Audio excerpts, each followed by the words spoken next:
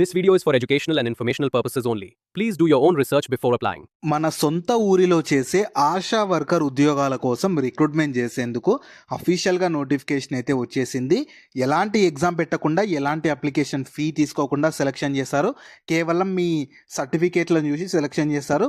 అది కూడా minimum 10th class అర్హత ఉంటే చాలు అప్లికేషన్ అయితే చేసుకోవచ్చు. సో 45 సంవత్సరాల వరకు ఏజ్ ఉన్న వాళ్ళు ఈ ఉద్యోగాలకైతే ఎలిజిబుల్ ఉంటారు. ఎలాంటి ఎక్స్పీరియన్స్ కూడా ఏమీ అవసరం లేదు. కాబట్టి నేను ఇదే వీడియోలో నోటిఫికేషన్కి సంబంధించిన ఫుల్ డీటెయిల్స్తో పాటు మీకు సెలక్షన్ ప్రాసెస్ ఎలా ఉంటుంది, ఎలా అప్లై చేసుకోవాలి అన్నీ క్లియర్గా చెప్తాను. వీడియోని మాత్రం చివరి వరకు చూడండి. అలాగే చాలామంది వీడియోస్ చూస్తున్నారు, అప్లికేషన్స్ చేసుకొని వెళ్తున్నారు, కానీ వీడియోస్ని లైక్ చేయడం లేదు. మీరు ఇచ్చే ఒక లైక్ మాకు ఎంతో ఎంకరేజ్ చేసినట్లు ఉంటుంది. ఇలాంటి మంచి మంచి జాబ్స్ గురించి డైలీ అప్డేట్ చేస్తూ ఉంటాను. సో ఖచ్చితంగా ప్రతి ఒక్కరు వీడియోస్ని లైక్ చేస్తూ స్కిప్ చేయకుండా ఎండ్ వరకు చూడండి.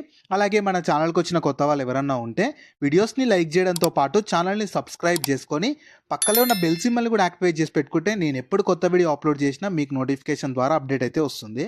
నెక్స్ట్ డీటెయిల్స్లోకి వెళ్ళే కంటే ముందు ఎయిర్ ఫోర్స్లో చేసే భారీగా ఉద్యోగాలకు కూడా అఫీషియల్ నోటిఫికేషన్ వచ్చేసింది. వీటికి కూడా 10th క్లాస్ అర్హత ఉంటే చాలు నెలకి 35,000 వరకు జీతం పొందొచ్చు. ఎలాంటి అప్లికేషన్ ఫీ లేదు, ఎలాంటి ఇంటర్వ్యూ లేకుండా సెలెక్షన్ చేస్తారు. దీనికి సంబంధించి కూడా నేను డీటెయిల్ వీడియో చేశాను. ఆ వీడియో మన ఛానల్లో ఉంటుంది. అదే వీడియో లింక్ని పైన ఇక్కడ కార్డ్స్లో ఇస్తాను. ఒకసారి ఇది కూడా డీటెయిల్గా చూసేసి ఇంట్రెస్ట్ అండ్ ఎలిజిబిలిటీ ఉన్న వాళ్ళు ఈ జాబ్స్కి కూడా అప్లికేషన్స్ అయితే చేసుకోండి.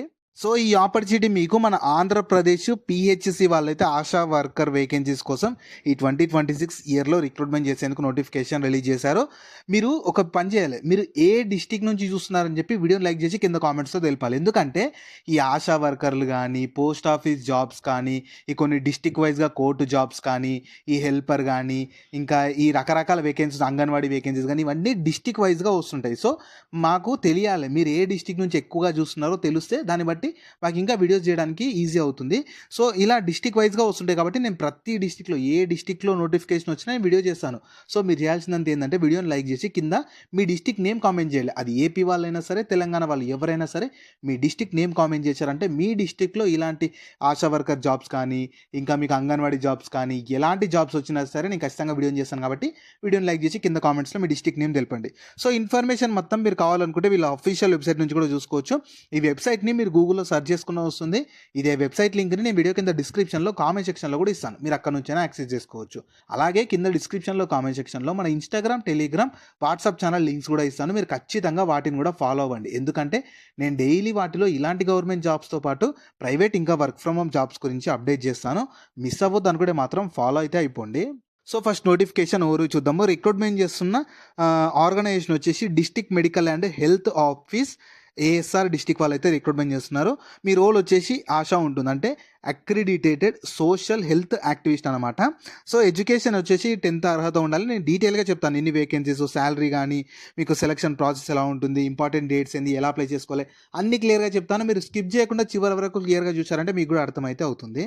నెక్స్ట్ ఎలిజిబిలిటీ క్వాలిఫికేషన్ అంటే కొంచెం స్పెసిఫిక్గా ఉంది. ఫస్ట్ ఏంటంటే women resident of the village. ఏ విలేజ్లో వేకెన్సీస్ ఉన్నావో ఆ విలేజ్లో రెసిడెంట్ అయి ఉండాలి. అది కూడా ఉమెన్స్ మాత్రమే ఈ నోటిఫికేషన్కి ఎలిజిబుల్ ఉండాలి. పర్లేదు ఒకవేళ ఈ వీడియో చూస్తున్న వాళ్ళు మేల్ క్యాండిడేట్స్ అయినా సరే, మీ ఫ్రెండ్స్ అండ్ ఫ్యామిలీ మెంబర్స్లో ఎవ్వరు ఆ డిస్టిక్ నుంచి వేకెన్సీ నేను ఇప్పుడు చెప్తాను ఏ డిస్టిక్ నుంచి వచ్చిందో ఆ డిస్టిక్లో మీ ఫ్రెండ్స్ అండ్ ఫ్యామిలీ మెంబర్స్ ఎవరు ఉమెన్స్ ఉన్నా సరే వాళ్ళకి వీడియో షేర్ చేయండి, చాలా యూజ్ అయితే అవుతుంది. తర్వాత ఎవరికి ప్రిఫరెన్స్ ఇస్తారంటే మ్యారీడ్ లేదా విడో కానీ, లేదా డైవర్స్డ్ కానీ, లేదా సపరేట్ అయి ఉంటారు వాళ్ళకి ఎక్కువ ప్రిఫరెన్స్ ఇస్తామని చెప్తున్నారు. ఇంకా అందులో ఖచ్చితంగా లిటరేట్ ఉమెన్ అయి ఉండాలి. అది కూడా 10th క్లాస్ అర్హత ఉండాలి. ఒకవేళ ఇంకా మీకు ఉమెన్కి మంచి కమ్యూనికేషన్, లీడర్షిప్ క్వాలిటీస్ ఉండాలి. అలాగే సోషల్ సపోర్ట్ కానీ దీనికి సంబంధించి కూడా ఉండాల్సి ఉంటుంది. సో మెయిన్గా ఏంటంటే ఖచ్చితంగా ఆ విలేజ్ రెసిడెంట్ అయిన ఉమెన్ అయి ఉంటే మాత్రమే ఈ నోటిఫికేషన్కి ఎలిజిబుల్ అయితే ఉంటారు, గుర్తుపెట్టుకోండి. నెక్స్ట్ ఉండాల్సిన ఏజ్ లిమిట్ ఏంటంటే ప్రతి ఒక్కరికి మినిమం 25 years ఏజ్ ఉండాలి. మ్యాక్సిమం ఏజ్ 45 years అప్లై చేసుకోవచ్చు. ప్రిఫరబుల్ అని ఇచ్చారు. ఇంకా మంచి క్వాలిఫికేషన్ ఇవన్నీ ఉంటే ఏజ్లో రిలాక్సేషన్ కానీ అవన్నీ కూడా ప్రొవైడ్ చేస్తామని చెప్తున్నారు. నెక్స్ట్ మీకు సెలక్షన్ ప్రాసెస్ ఎలా ఉంటుందంటే మీకు సెలక్షన్ ప్రాసెస్ క్లియర్గా చూడండి. ఫస్ట్ ఏంటంటే మీరు ఆ పిహెచ్సి మెడికల్ ఆఫీసర్ దగ్గర అప్లికేషన్ని సబ్మిట్ చేయాలి. చేస్తే వాళ్ళు మీ మీ క్రైటీరియా అనేది మీట్ అవుతుందా లేదా చెక్ చేసి దాని తర్వాత వెరిఫై చేస్తారు. ఈ వాళ్ళు సర్టిఫికేట్స్ అన్ని వెరిఫై చేసేసి ఒక ప్రొవిజనల్ మెరిట్ లిస్ట్ తీసి దాని తర్వాత మీకు ఓవరాల్‌గా చిన్నగా ఇట్లా బేసిక్ ఇంటర్వ్యూ కండక్ట్ చేసి ఫైనల్‌గా మీ ఇంటర్వ్యూ క్వాలిఫికేషన్ అవన్నీ బేస్ చేసుకొని ఫైనల్ సెలక్షన్ అయితే ఉంటుంది. సో, మీకు ఇంకా సెలక్షన్ క్రైటీరియా క్లియర్‌గా ఇచ్చారు చూడండి. టోటల్ 100 మార్క్స్‌కో సెలక్షన్ ఉందనుకో మెరిట్ లిస్ట్ తీశారనుకుంటే అందులో 50 మార్క్స్ ఏమో మీ 10th క్లాస్‌కి ఇస్తారు. డిజిటల్ లిటరసీకి ఒక 5 మార్క్స్, కమ్యూనికేషన్ స్కిల్స్ ఒక 5 మార్క్స్, ఇంకా ఒకవేళ video legally separated with children extra ఉంటే 5-10 మార్క్స్ అంటే వాళ్ళ సిట్యుయేషన్ వాళ్ళున్న దాన్ని బట్టి. ఇంకా డిఫరెన్షియల్లీ ఛాలెంజ్డ్ అంటే ఫిజికల్లీ ఛాలెంజ్డ్ ఉంటే 5 మార్క్స్, సీహెచ్‌డబ్ల్యూ ఎక్స్‌పీరియన్స్ ఉంటే 5 మార్క్స్, ఓవరాల్ ఇంటర్వ్యూకి ఒక 20 ఇలా టోటల్ 100 మార్క్స్‌కి ఒక మెరిట్ లిస్ట్‌తో సెలక్షన్ చేస్తారు. నెక్స్ట్ ఇంపార్టెంట్ డేట్స్ చూడండి. మీకు యాక్చువల్‌గా నోటిఫికేషన్ 7th ఫిబ్రవరి రోజు రిలీజ్ అయిపోయింది. అప్లికేషన్ స్టార్ట్ అయిపోయింది. అప్లై చేసుకోవడానికి చివరి తేదీ కూడా 28th ఫిబ్రవరి ఉంటుంది. సో, ఆ డేట్ లోపు మీరు అప్లై చేసుకోవాలి.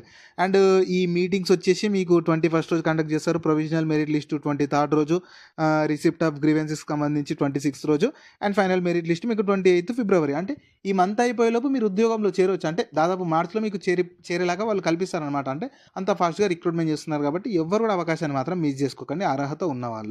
నెక్స్ట్ మీకు అప్లికేషన్ ప్రాసెస్ ఎలా ఉంటుందంటే చెప్తాను. నేను క్లియర్‌గా అప్లికేషన్ ప్రాసెస్ గురించి చెప్తాను. మీరు స్కిప్ చేయకుండా చూస్తే అర్థమవుతుంది. ఫస్ట్ ఏంటంటే వీళ్ళ అఫీషియల్ వెబ్సైట్‌కి వెళ్ళాలి. మీరు వీళ్ళ అఫీషియల్ వెబ్సైట్‌కి వెళ్ళినా మీరు చేయాల్సింది ఏంటంటే అక్కడ నోటిఫికేషన్ పీడిఎఫ్‌లో అప్లికేషన్ ఫామ్ ఉంటుంది. దాన్ని డౌన్లోడ్ చేసుకొని ప్రింట్‌ఔట్ తీసుకొని అప్లికేషన్ సబ్మిట్ చేయాలి. నేను ఏంటంటే కింద డిస్క్రిప్షన్‌లో కామెంట్ సెక్షన్‌లో డైరెక్ట్ నోటిఫికేషన్ పీడిఎఫ్ అందులో ఉన్న అప్లికేషన్ ఫామ్ కింద డిస్క్రిప్షన్‌లో కామెంట్ సెక్షన్‌లో ఇస్తాను. మీరు అక్కడ నుంచి డౌన్లోడ్ చేసుకోండి. డౌన్లోడ్ చేసుకొని మీ నియర్ బై నెట్ సెంటర్‌కి వెళ్ళాలి. దాన్ని ప్రింట్‌ఔట్ తీసుకోవాలి. చూస్తాను అది ఎలా ఉంటుందో కూడా. దాన్ని ప్రింట్‌ఔట్ తీసుకొని దాన్ని మొత్తం ఫిల్ చేయాలి. మీ డీటెయిల్స్ అన్నీ ఫిల్ చేశాక దాంతోపాటు కొన్ని జిరాక్స్ కాపీస్ అటాచ్ చేయాలి. ఏంటివంటే SSC 10th class certificate xerox attach చేయాలి. Aadhaar certificate, ration xerox, category ఉంటే కేటగిరీ, ఎక్స్పీరియన్స్ ఉంటే ఎక్స్పీరియన్స్ అన్నీ ఒక సెట్ ఆఫ్ జిరాక్స్ దానికి అటాచ్ చేసేసి మీరు ఏంటంటే ఆ కన్సర్న్డ్ పిహెచ్సి మెడికల్ ఆఫీసర్ దగ్గరికి వెళ్ళి మీరు సబ్మిట్ చేయాలి. 7th ఫిబ్రవరి నుంచి 28th ఫిబ్రవరి వరకు మీరు సబ్మిట్ అయితే చేయాల్సి ఉంటుంది. మీకు అప్లికేషన్ ఫామ్ అయితే ఇలా ఉంటుందన్నమాట. స్క్రీన్ మీద కనిపిస్తున్నట్లు నేను మళ్ళీ చెప్తున్నాను. కింద డిస్క్రిప్షన్లో కామెంట్ సెక్షన్లో మీకు డైరెక్ట్ నోటిఫికేషన్ పీడిఎఫ్లో అప్లికేషన్ ఫామ్ ఉంటుంది. అక్కడ నుంచి మీరు డౌన్లోడ్ చేసుకోండి. So, application for the recruitment of ASHA post అని రైట్ సైడ్లో మీ ఫోటో అతికించాలి. ఇక్కడ ఇక్కడ అంటే ఎక్కడికి పంపిస్తున్నారని చెప్పి ఉంటుంది. ఇక్కడ మీ నేము బ్లాక్ లెటర్స్ అంటే క్యాపిటల్ లెటర్స్లో విత్ సర్నేమ్ రాయాలి. దాని తర్వాత fathers name, husband, me date of birth 10th ఉన్నట్లు అన్ని మెయిన్గా డీటెయిల్స్ అన్ని 10th ఉన్నట్లు ఇవ్వండి. తర్వాత డిక్లరేషన్ వస్తుంది. ఇది మొత్తం చదివేశాక సిగ్నేచర్ ఇక్కడ సిగ్నేచర్ దగ్గర సిగ్నేచర్ చేసేసి క్లియర్గా మొత్తం ఫిల్ చేయాలి.